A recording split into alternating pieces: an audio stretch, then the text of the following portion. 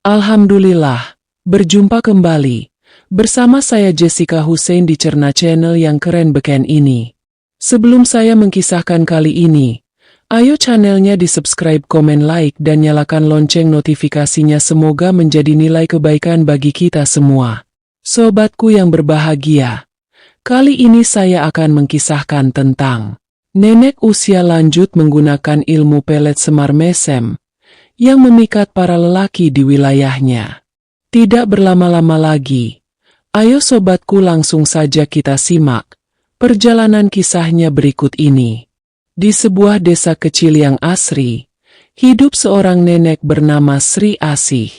Meski usianya telah mencapai 70 tahun, sudah keriput, namun dengan menggunakan ilmu pelet semar mesem, para lelaki yang memandangnya tersilaukan dengan sihir pikatan penampilan Sri Asih yang begitu memukau.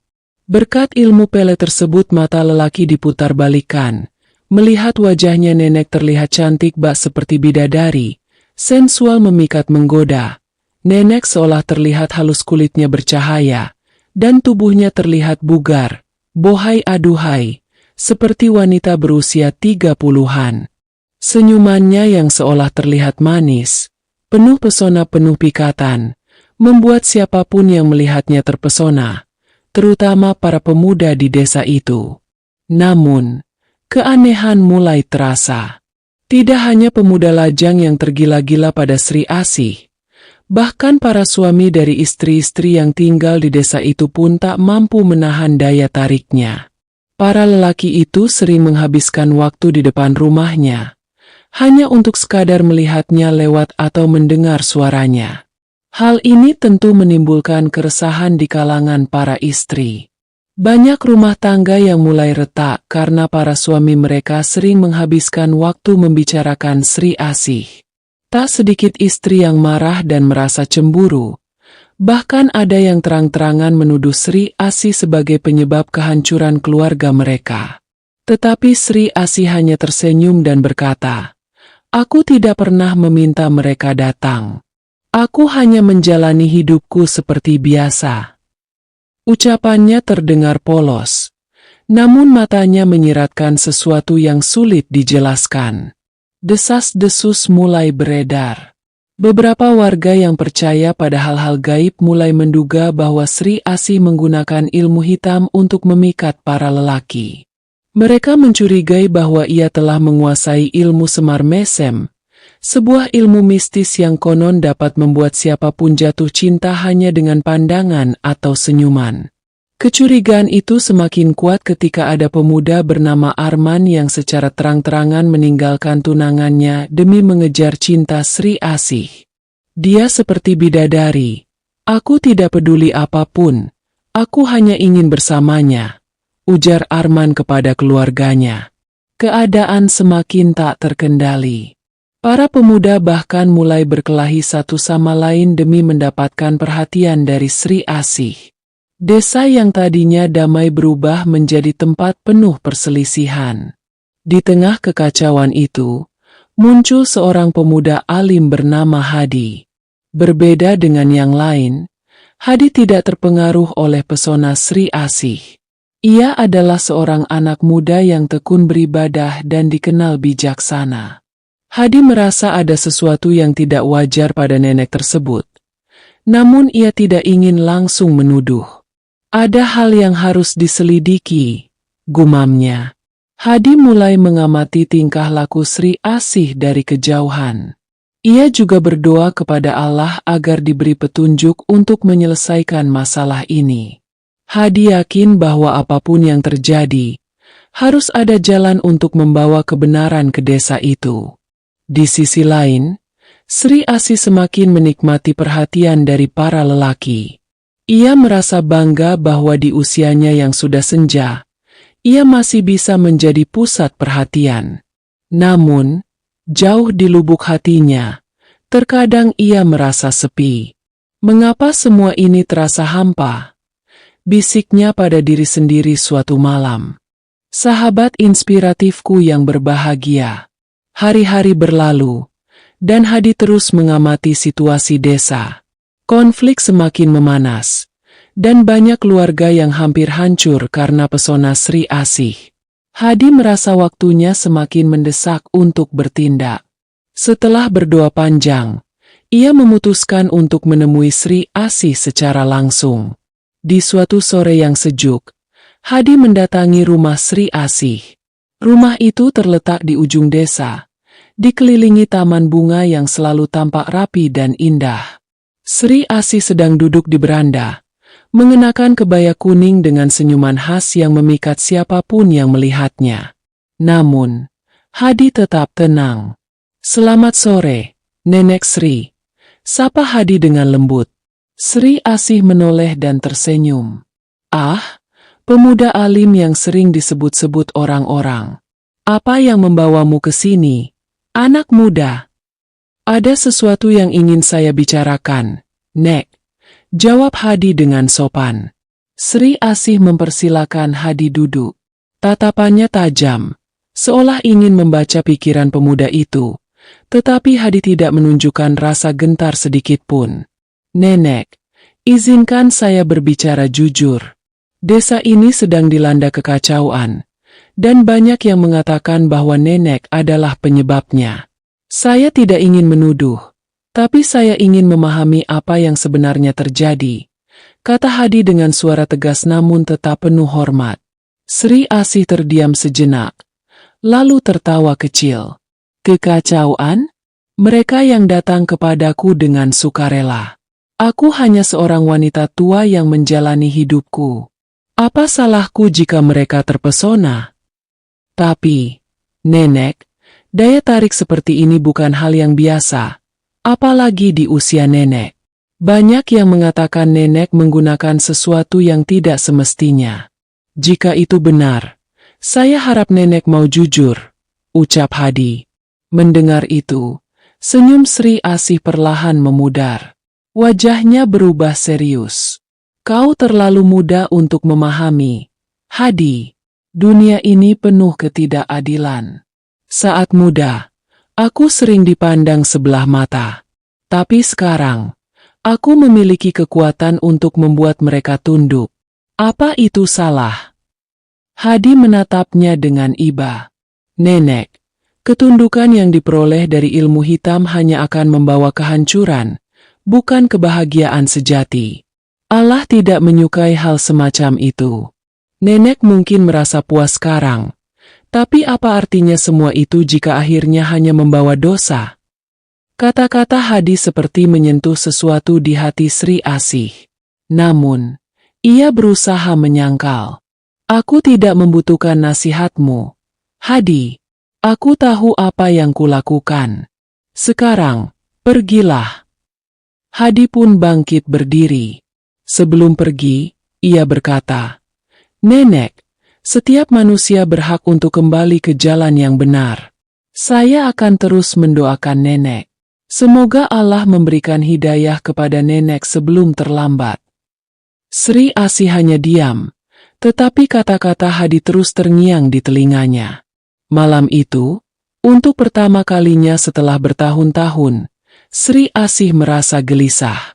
Ia memandangi wajahnya di cermin, yang tetap tampak muda dan cantik, namun terasa hampa. Di luar rumahnya, Hadi terus berdoa dan meminta petunjuk kepada Allah. Ia yakin bahwa kebaikan akan selalu menang atas kejahatan, dan Sri Asih masih memiliki kesempatan untuk bertobat. Malam itu, setelah Hadi pergi, Sri Asih duduk di kamarnya yang remang-remang. Ia memandangi cermin besar di depannya, memperhatikan wajahnya yang tetap muda dan bercahaya. Namun, di balik kecantikan itu, ada bayangan masa lalu yang mulai menghantuinya. Puluhan tahun lalu, Sri Asih adalah seorang wanita yang penuh kesedihan. Ia pernah dicampakan oleh suaminya karena dianggap tidak menarik lagi. Kehancuran hati dan rasa sakit itu membuatnya nekat mencari kekuatan untuk membalas dendam. Di sebuah desa terpencil, ia bertemu dengan seorang dukun yang dikenal memiliki ilmu hitam. Dukun itu memberinya sebuah mantra bernama Semar Mesem, yang mampu memikat siapapun yang melihatnya. Namun, sebagai gantinya, Ia harus menyerahkan kesetiaannya kepada kekuatan gelap. Mantra itu membuat wajahnya selalu tampak muda, tapi dengan harga yang mahal. Hatinya menjadi kosong, dan ia tidak pernah merasakan kebahagiaan sejati. Mungkin ini takdirku, bisik Sri Asih pada dirinya sendiri. Namun, kata-kata Hadi terus terngiang-ngiang di telinganya. Keesokan harinya, desa semakin heboh. Salah satu pemuda yang tergila-gila pada Sri Asih, Arman, ditemukan pingsan di dekat rumahnya. Beberapa warga mulai menghubungkan kejadian itu dengan ilmu hitam. Mereka berkumpul dan berniat mendatangi rumah Sri Asih untuk meminta penjelasan. Namun, sebelum itu terjadi, Hadi berdiri di tengah kerumunan dan berkata, "Saudara-saudaraku, biarkan saya yang berbicara dengannya. Kekerasan tidak akan menyelesaikan apapun. Berikan saya waktu untuk membujuknya dengan cara yang baik."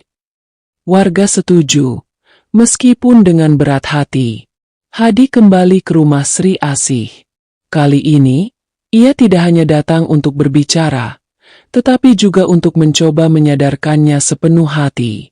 Saat ia tiba, Sri Asih sudah menunggunya di beranda, dengan mata yang terlihat lelah dan sedih.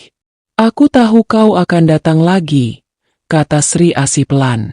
Hadi duduk di depannya dan berkata dengan lembut, "Nenek, saya tidak datang untuk menghakimi. Saya hanya ingin membantu. Apapun yang telah terjadi, Allah masih membuka pintu tobat untuk kita semua." Air mata mulai mengalir di pipi Sri Asih. "Kau tahu, Hadi, aku pernah dicampakan, dihina, dan diremehkan. Aku hanya ingin mereka merasakan sakit yang pernah aku rasakan. Tapi sekarang, aku lelah. Semua ini tidak memberiku kebahagiaan." Hadi mendengar dengan penuh perhatian. "Nenek, dendam hanya akan memperburuk luka. Ketenangan hanya bisa didapatkan dengan kembali kepada Allah. Jika nenek bersedia, saya siap membantu nenek melepaskan semua ini." Sri Asih terdiam lama, lalu mengangguk.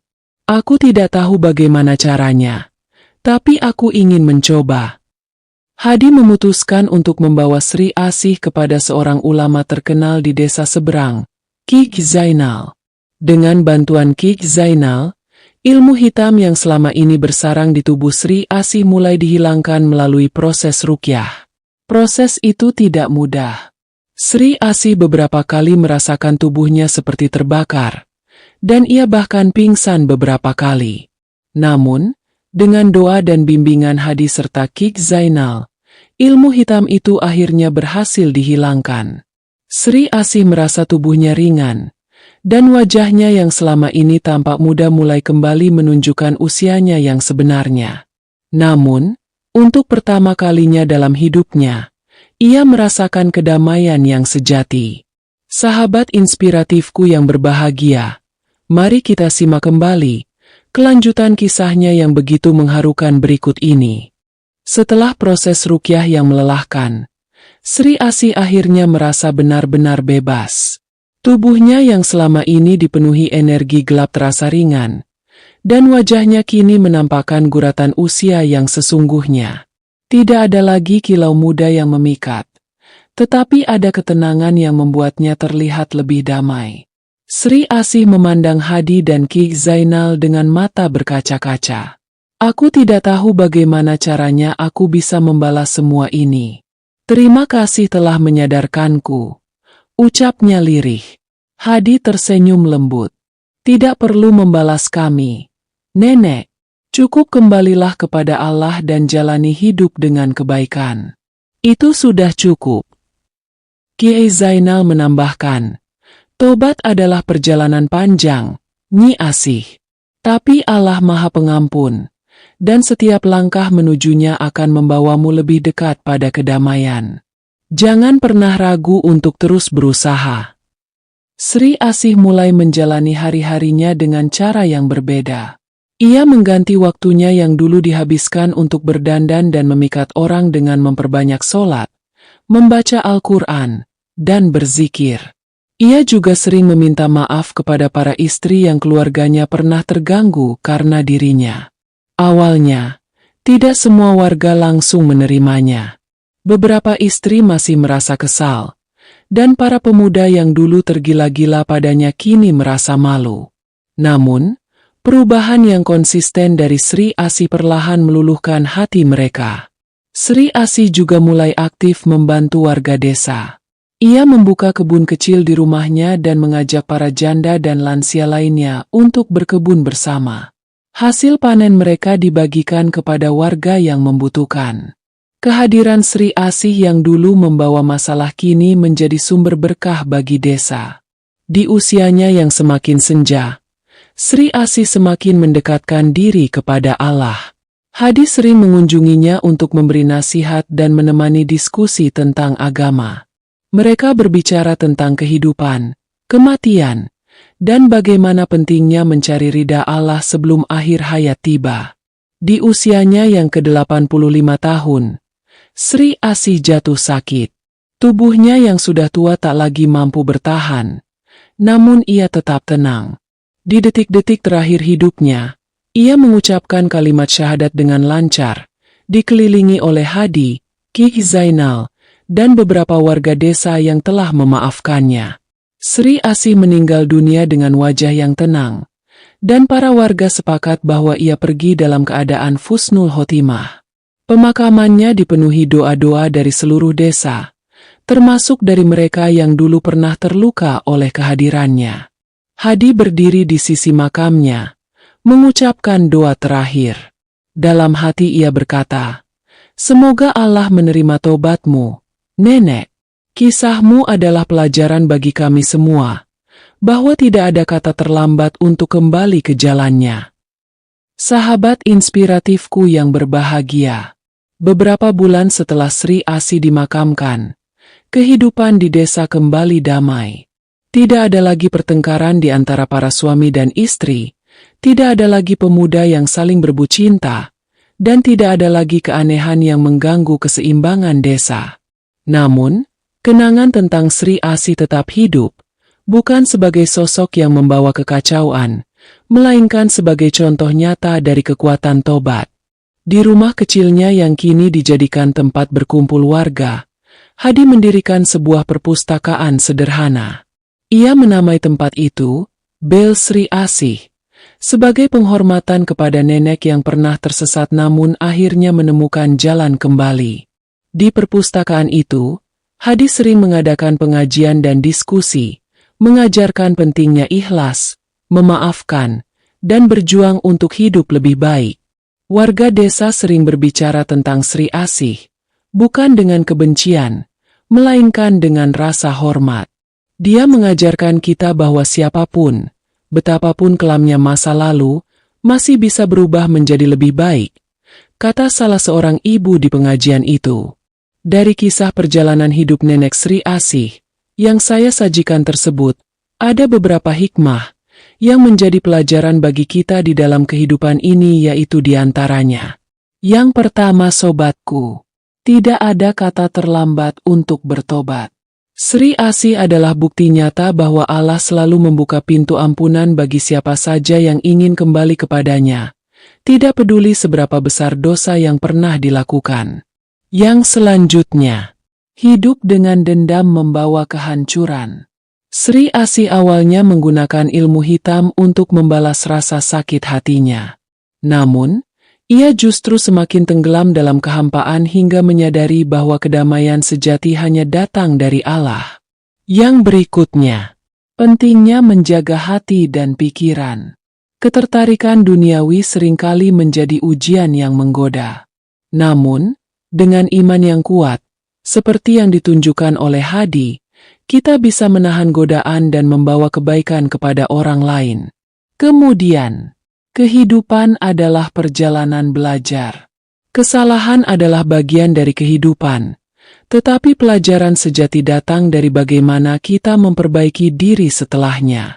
Perubahan Sri Asih menginspirasi warga desa untuk memaafkan dan belajar dari masa lalu. Yang kemudian, hikmah di balik ujian.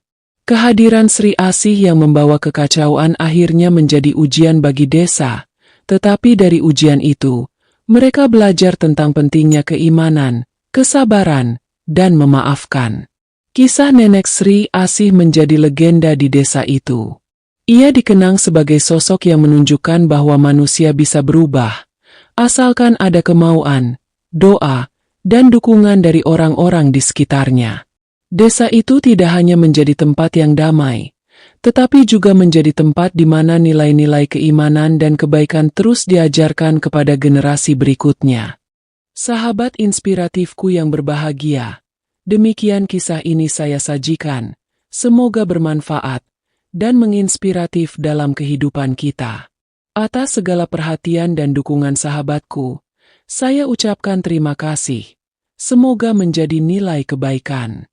Saya Jessica Hussein mohon pamit undur diri, dan sampai berjumpa kembali di video selanjutnya, di Cermat Channel yang keren beken, inspiratif ini. Wassalamualaikum warahmatullahi wabarakatuh.